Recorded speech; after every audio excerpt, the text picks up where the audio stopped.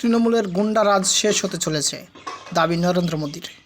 পশ্চিমবঙ্গে কেউ নিরাপদ নন, তৃণমূলের গুন্ডামি আর বেশি দিন চলবে না। গতকাল এভাবেই বেলডাঙ্গার ঘটনা প্রসঙ্গে সরব হন প্রধানমন্ত্রী।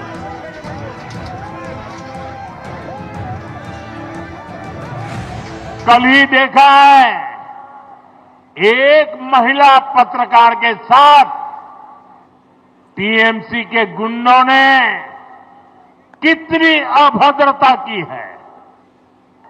टीएमसी के राज में स्कूल, कॉलेज और यूनिवर्सिटी में भी बेटियां सुरक्षित नहीं है। यहां शासन प्रशासन में निर्ममता ऐसी है कि बेटियों की कोई सुनवाई नहीं होती। पीड़ितों को बात बात पर कोर्ट जाना पड़ता है। साथियों, इस स्थिति को बदलना होगा। आज भाजपा के प्रत्येक कार्यकर्ता से कहूंगा, टीएमसी की गुंडागिर्दी अब बहुत दिन चलने वाली नहीं है।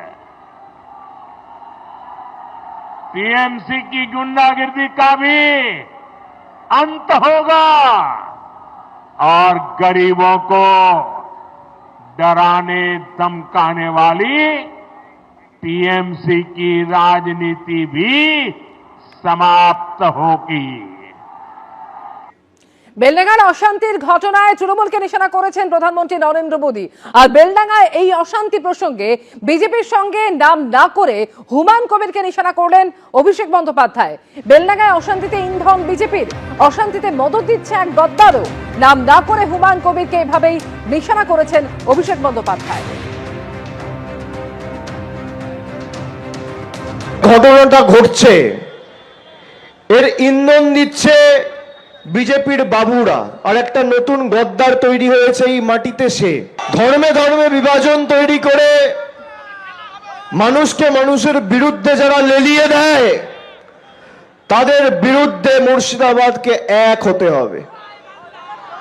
মুর্শিদাবাদে কোন রকম ভাবে কোন বুথে যদি কেউ বিজেপির বিভাজনের রাজনীতির বিষ বপন করে বিভাজন তৈরি করতে পারে, তাহলে মুর্শিদাবাদ দুর্বল হবে আর বিজেপি শক্তিশালী হবে। গতকাল বেলডাঙ্গায় যা হয়েছে, কারোর কোনো প্ররোচনায় কেউ পা দেবে না। কালকেও একটা সংবাদ মাধ্যমের এক প্রতিনিধির উপর আক্রমণ হয়েছে, আজকেও হয়েছে। আমি দলীয়ভাবে প্রশাসনের কাছে অনুরোধ করব, এর বিরুদ্ধে যারা দায়ী তার বিরুদ্ধে আপনারা ব্যবস্থা নেবেন। এই ঘটনাকে তৃণমূল কংগ্রেসের কেউ সমর্থন করে না, কিন্তু আমাদের সংযত থাকতে হবে। কেউ একটা উস্কে দিল, তার কথা শুনে যদি আইন নিজের হাতে তুলে নি, তাহলে আখেরে লাভ কিন্তু বিজেপির। আজকে যারা বাবরি মসজিদ নিয়ে রাজনীতি করছে, 2019 সালে সেই বিজেপির প্রার্থী ছিল। হ্যাঁ কি না? হ্যাঁ কি না? বিজেপির সাথে কার যোগাযোগ?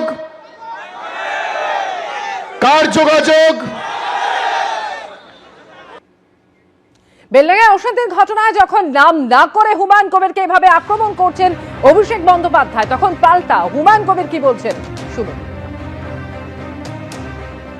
হুমায়ুন কবির যদি কোনো জায়গায় পিছন থেকে এই ঘটনা ঘটানোর সঙ্গে কোনো যোগসূত্র থাকে, আমার বিরুদ্ধে আমি ওপেন চ্যালেঞ্জ করছি রাজ্য প্রশাসনকে, আমার বিরুদ্ধে ব্যবস্থা নিক। আগে তাড়াতাড়ি ওর পিসিকে বলুক যে তাড়াতাড়ি করে শান্তি শৃঙ্খলা এবং বাংলার 11.5 কোটি মানুষের নিরাপত্তা সুরক্ষিত করুক, তারপরে বড় বড় গদ্দার খুঁজবে। ওর পিসির থেকে গদ্দার কেউ বেশি।